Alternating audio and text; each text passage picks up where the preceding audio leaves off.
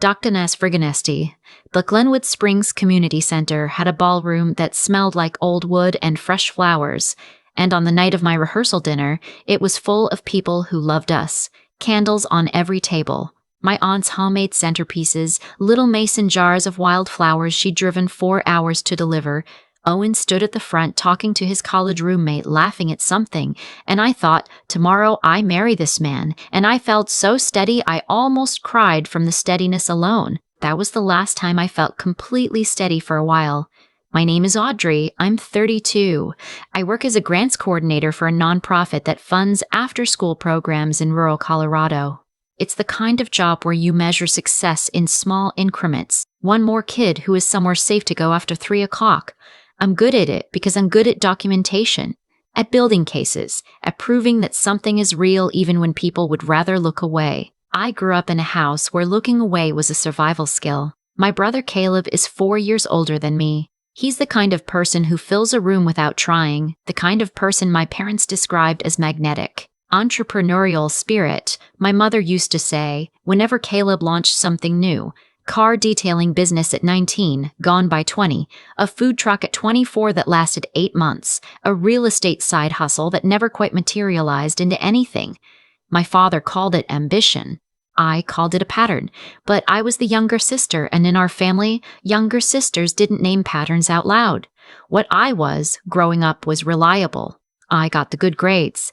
I didn't ask for much. I learned early that the way to be loved in our house was to be easy, and I became very, very good at easy. Owen and I got engaged in November, 2 years before the wedding. We'd been together 4 years by then. He proposed on a hiking trail outside Aspen, just the two of us and a thermos of bad coffee and a ring his grandmother had left him. We set our date for the following October. The leaves in Colorado turn gold and amber in October, and the air has that particular clarity that feels like the world has been rinsed clean. We booked a venue outside Glenwood Springs, signed the contract, paid the deposit, sent the save the dates 8 months out. My mother cried when I showed her the ring. Good tears. She held my hand and said the date was perfect and she'd already started thinking about what to wear. That was November. By February, the warmth had started to cool. It started the way things always started in my family. Sideways. My mother called on a Sunday afternoon while I was meal prepping for the week, and her voice had that particular brightness she used when she'd already made a decision and was now presenting it as a conversation. So, she said, you know how we've been talking about Caleb's situation. I didn't know how to say I hadn't been thinking about Caleb's situation at all, so I just said, He found a space, she said, for the restaurant. Caleb had been talking about opening a restaurant for 2 years, a farm-to-table concept in Durango, which was a 4-hour drive from where I lived and an hour and a half from where my parents lived. I had heard about it the way I heard about all of Caleb's ventures, in enthusiastic bursts, and then silence. That's exciting, I said carefully. It's a really special opportunity, my mother said. The lease is available now. The landlord won't hold it. A pause. But the renovation costs are significant. Something in my chest went quiet. How significant? I asked. That's the thing, she said.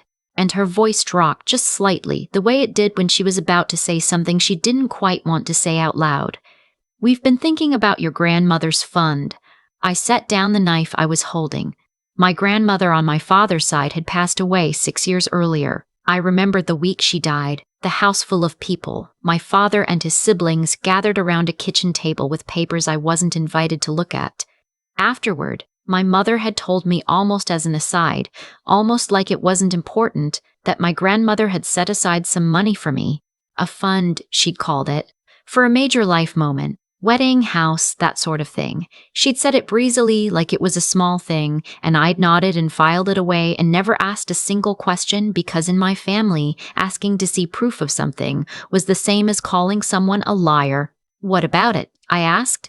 Well, my mother said, your father and I have been managing it, as you know, and we were thinking, since you have Owen and you have your job, you're stable. Audrey, you're really stable. A breath. And Caleb needs this. This is his moment. The silence that followed was long enough that she filled it. It would be a loan, she said. He'd pay it back. I didn't answer right away. I stood in my kitchen looking at the half-chopped vegetables on my cutting board and tried to arrange my thoughts into something that could survive being spoken out loud. "How much is in the fund?" I asked. "That's something we can sit down and talk about," she said quickly, which meant she didn't want to answer. "Mom." My voice was calm. I had spent a lifetime making my voice calm. "If that fund is meant for me, I think I'm allowed to know what's in it." "Of course," she said. "Of course you are. I just think we should talk in person." We never talked in person. My mother called again the following week, and then my father called 2 days after that, and by the time we actually sat down together at their kitchen table in March, I had the distinct feeling that the decision had already been made and I was being informed, not consulted.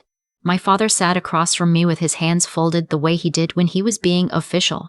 He had that look, the one that meant he was about to say something that would hurt, and he'd already decided he wasn't responsible for the pain. "Your grandmother left $84,000 in a directed fund for you," he said. "Over the years, it grew to about $91,000 with interest." I had not known the number until that moment. The number sat in my chest like a stone. "We used $72,000 of it for Caleb's renovation," he said, "last month." I heard the words in the wrong order at first. Then they rearranged themselves. "You already did it," I said. "We didn't want to worry you with the details," my mother said quickly. "It's already gone," I said quickly. "It's an investment in the family," my father said. "Caleb's success is all of our success, and you have Owen. You're not going to need it the way he does." I thought about the venue deposit I'd already paid, the caterer, the photographer, the dress I put on a payment plan because I'd assumed, because I had been told, that there was money available for my wedding. "I was planning to use that fund," I said, "for the wedding." "The wedding is one day," my father said, and his voice was not unkind, which was almost worse. "Caleb's restaurant is his future." I sat with my hands in my lap. I didn't scream. I didn't flip the table. I just sat there with the number 72,000 carving a shape in my chest. "Is there anything left?" I asked. "About 19,000, my mother said, "which of course you can still use." Of course. When I got home, I sat on the floor of my kitchen for a while, not crying, just sitting. Owen came home and found me there and didn't make it weird. He sat down next to me on the tile and said, "Tell me." So I told him. Owen is an accountant. Numbers are his first language. He listened without interrupting, which is harder than it sounds. When I finished, he was quiet for a moment. Then he asked a question I hadn't thought to ask. "Do you have anything in writing?" I stared at him. "About the fund," he said. "Any documents, statements, anything with your name on it as the beneficiary." I had nothing. I had a memory of my mother mentioning it breezily 6 years ago. I had never received a statement, never been given account information, never been shown a balance. "I trusted them," I said, and the words tasted like old chalk. "I know," Owen said. And he didn't say anything else for a while. But I saw the thing happen behind his eyes, the thing that happened when he started building a case. He didn't tell me what he was doing over the next few weeks. He mentioned once that he called the estate attorney who had handled my grandmother's will. He mentioned another time that he'd looked up the trust documentation at the county courthouse. He is not the kind of man who makes pronouncements before he has facts. He just quietly, methodically opened doors. One evening in early April, he sat down next to me on the couch with his laptop open. "Okay," he said, "I want you to look at something." He turned the screen toward me. It was a page from my grandmother's original trust document, pulled from the estate records. There was my name, Audrey Renee, listed as the sole named beneficiary of a directed fund, specified purpose to support the beneficiary's first major life purchase or event, defined as marriage, primary home acquisition, or graduate education. Sole named beneficiary. They couldn't legally redirect this without your signature, Owen said. His voice was steady, but there was something underneath it. "You never signed anything." I stared at my name on the screen. "So they just took it," he said. "Yes." The room felt too small. I thought of my grandmother's hands. She had beautiful hands even at the end. She used to press mine between hers and say, "You're the careful one. Don't let them rush you." I had thought she meant in life generally. I hadn't understood. She might have meant something more specific. There's more, Owen said. He opened a second document, a bank transfer confirmation, dated January 14th. Amount, $72,000 from an account associated with my grandmother's estate trust to an account registered to Caleb's new LLC. And then, a third thing. A text message thread Owen had found, not by hacking, not by anything illegal, but because Caleb had accidentally texted Owen instead of my father 3 months earlier, one of those misdirected texts that arrives and sits unread in your phone until something makes you look back. The text read, "Just pull from Audrey's fund. She's got the fiancé, she'll be fine." There were 3 words that broke something open in me. She'll be fine. Not, she won't need it. Not, she's provided for. Just, she'll be fine. Like I was a minor inconvenience to be routed around. I asked Caleb to meet me for lunch the following Saturday. Not at my parents' house. A diner in Glenwood Springs, halfway between us. A place with bad fluorescent lighting and very good pie. The kind of place where nobody performs anything. He was 10 minutes late. He came in already scrolling his phone, sat down across from me, picked up the menu like we were just having a normal lunch. "Hey," he said. "What's going on?" "I know about the transfer," I said. He looked up. His expression went through 3 things very quickly. Surprise, calculation, then a kind of practiced ease that I recognized from a lifetime of watching him recover. "It's a loan," he said. "Mom and Dad said it wasn't theirs to loan," I said. "It wasn't theirs to loan," I said. "It was a directed trust, with my name on it. I was the sole beneficiary." He set the menu down. "Look, you're getting married. You have a good income. Owen makes good money. Caleb." My voice didn't rise. "You knew it was mine." He looked at me for a second, then he looked away at the window, at the parking lot, anywhere but directly at me. "I needed the capital to make this work. You know how hard I've been trying." "I know," I said, and I did. I'd watched him try for 15 years. I'd watched our parents cover his losses and call it support and tell me to be understanding because he was sensitive. I'd been understanding for so long that I'd lost track of what I actually thought. "Are you going to blow this up?" he asked. His voice was almost bewildered. "Over money?" "It's not over money," I said. "It's over the fact that you took something that wasn't yours and didn't tell me. And now I'm 6 months from my wedding without the fund that was supposed to help pay for it." He leaned back. His expression shifted into something I can only describe as inconvenienced. "What do you want me to do about it?" "I want the money returned," I said. He laughed. Not a mean laugh, just a short, helpless one. "Audrey, it's in the walls. Literally, it's in the renovation." I looked at him for a long moment. At my brother, who I had loved my whole life, who I had made excuses for and translated to other people and quietly grieved over season after season. "Then you need to figure something out," I said. "Because I have a lawyer." I paid for my coffee. I left. Owen had already quietly consulted an estate attorney in Denver. The attorney confirmed what Owen had found. The transfer had been unauthorized.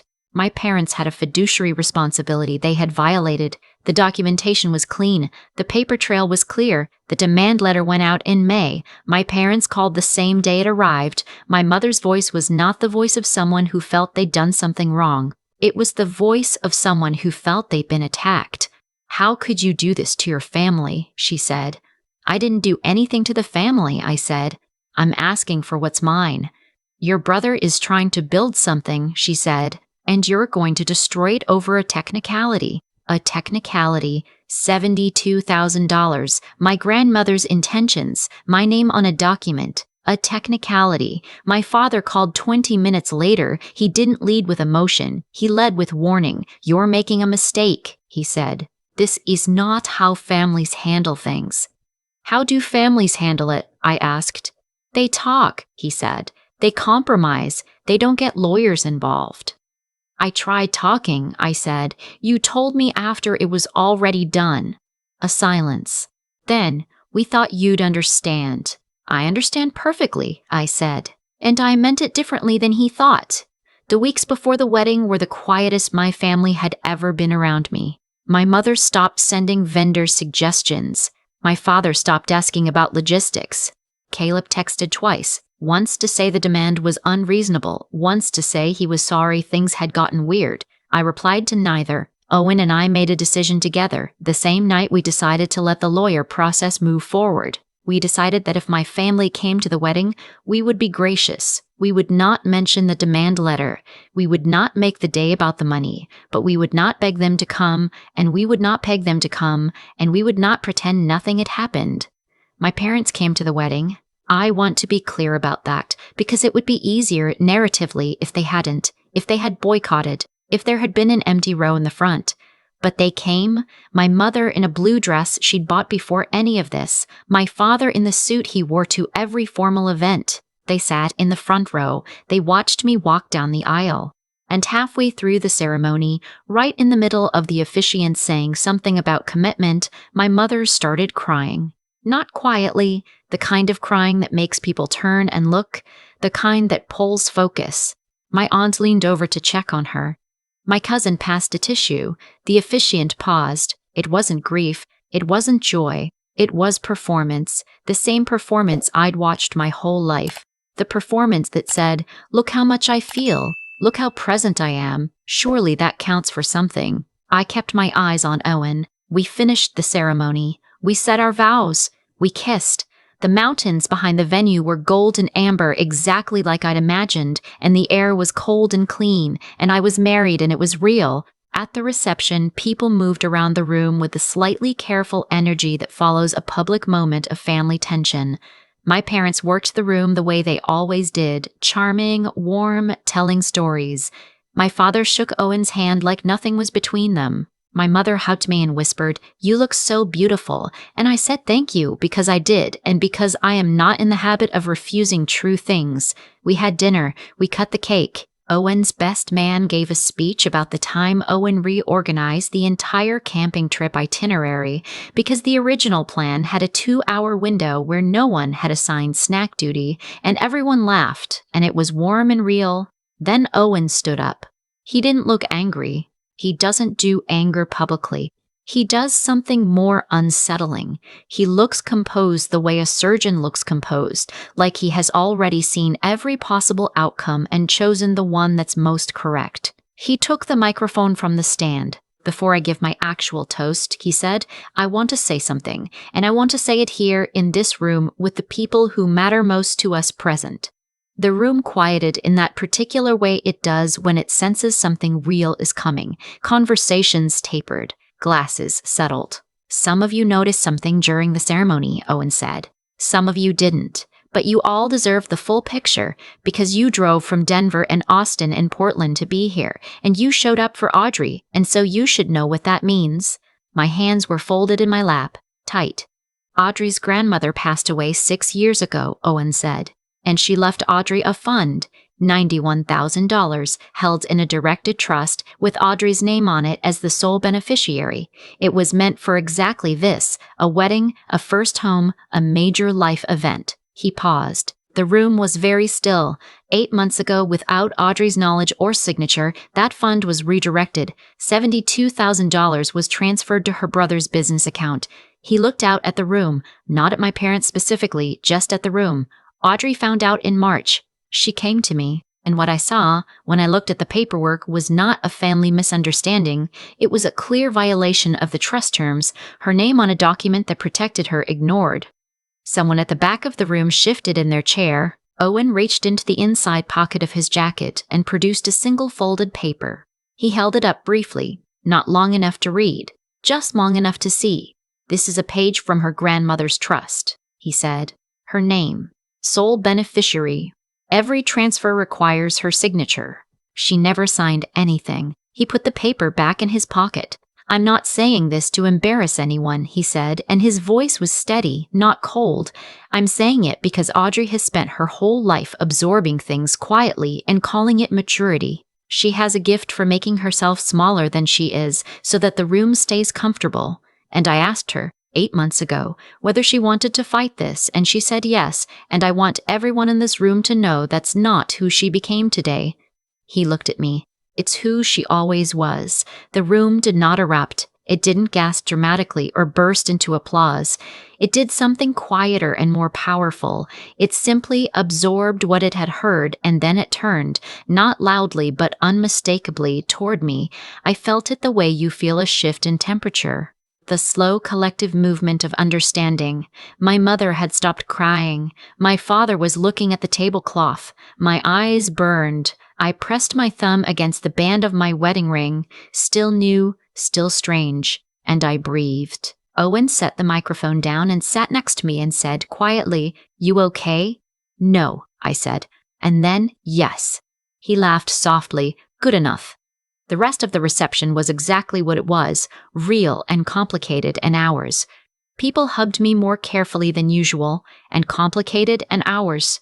People hugged me more carefully than usual. A few friends asked quiet questions I answered honestly. My uncle, my father's brother, found me near the dessert table and stood next to me without saying anything for a moment and then said, "Your grandmother would have been furious." I didn't know whether to laugh or cry, so I did something in between.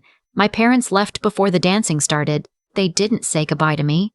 My mother said something to Owen's mother that I didn't hear, and then they were gone, and I watched their car leave from the window and felt something I couldn't name immediately.